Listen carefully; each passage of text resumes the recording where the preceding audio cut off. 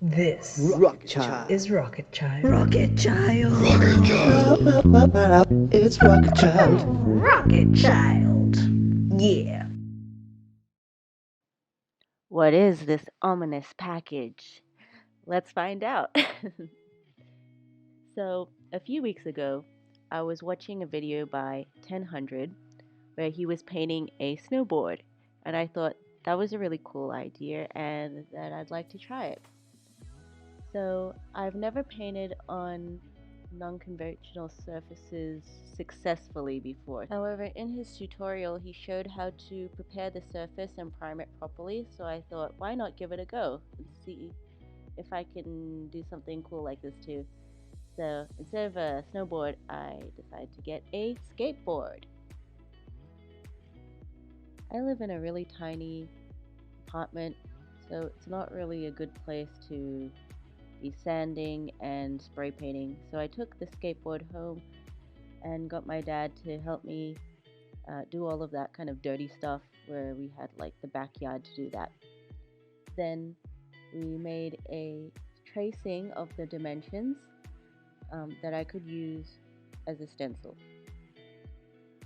Seeing that this is the first time painting a skateboard, I wanted to plan properly. So what I did was I copied over the dimensions onto Photoshop and drew out the shape so that I could use and mock up the sketch. I did a few designs. It took me a while to choose the one that I liked the most, but that's the best thing about drawing digitally, I think, is that I could try different things without really ruining the final drawing.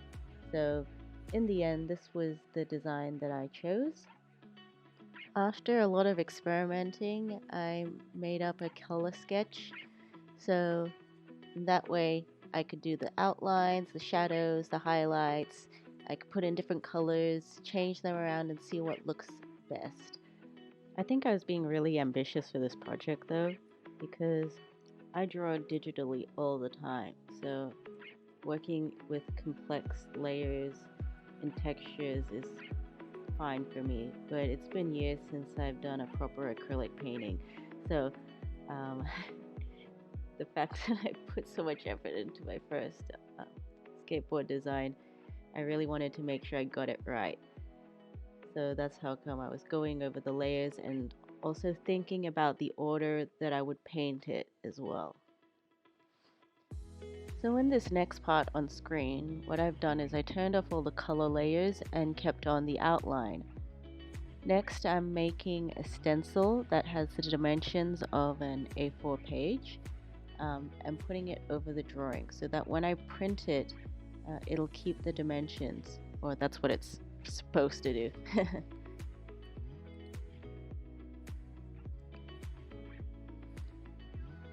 So I just have a normal standard printer, which means it's going to automatically put a border around, even if you don't want it to. So I tried making the page A4 sized, except it would cut out the image, so I had to size it to fit. In the end, this affects the final size of the stencil, but I was able to work around it because I didn't have too much detail around the edges, so it was pretty good.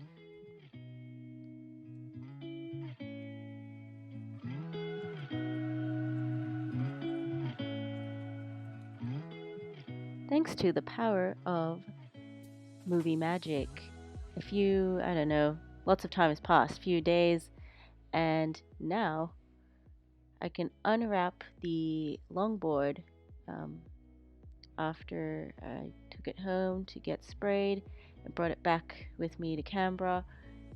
And let's open it up and have a look.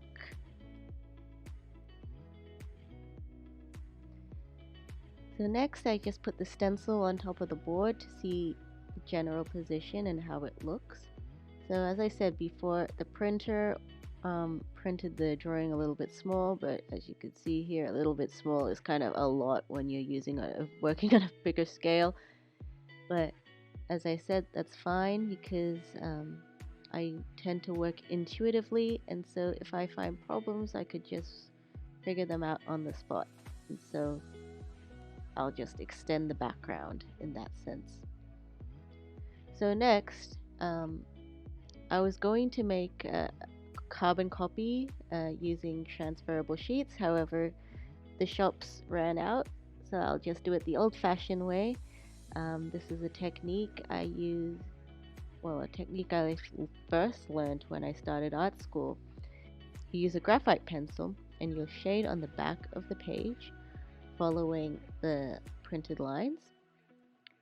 And then once you turn it back on the surface, you'll use a hard tool such as a pen, and you'll draw over the lines that you want to copy, and then the graphite will leave an impression on the surface, which will be your stencil. So I painted the skin off camera. What I find difficult about trying something new and recording is I often need to concentrate to figure out new techniques, because these are new paints and they have varied opacities, and therefore I can't worry about setting up a tripod all the time to put it on. However, the first skin layer came out well.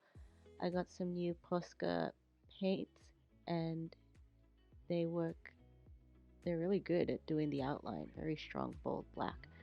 Now that I've tested out the first layer, it came out pretty nice. I can put the camera on the tripod and film the rest. So let's go. So I've got some acrylic medium. Because acrylic paints in general are sort of plasticky, you don't mix them with water to dilute them. You use the medium, so it'll help it, I guess, dilute the paint, but also to speed up the drying time, which is really useful.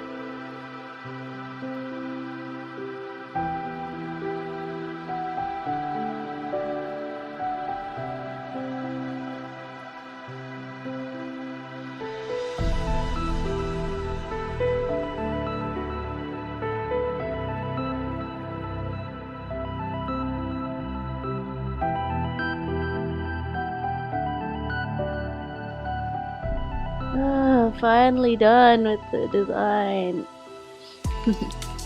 Overall, I'm pretty happy actually. Managing to get the reflective water effect and using like the layering to get different depths and textures coming through. So that's pretty cool. So next I have a can of outdoor varnish that I'll be able to spray and preserve the illustration and then be able to put the wheels back on. Anyway, this video took a while to really put together. When I record digital art, it's much easier because the camera is my actual computer screen, whereas to record something such as like a longboard of this kind of size means that I have to think about where to put the camera and have good lighting and not bump the table and such. So it's a different skill for me doing this type of recording, but I think it's alright. If you guys like the video, please let me know in the comments below, and if you have any ideas of any art projects you might like to see, just let me know. So yeah, if you like watching art tutorials and videos and such, that's what my channel is usually about. So please subscribe and go and watch some of my other stuff because I really like doing this and you should check it out, please. Anyway, bye bye.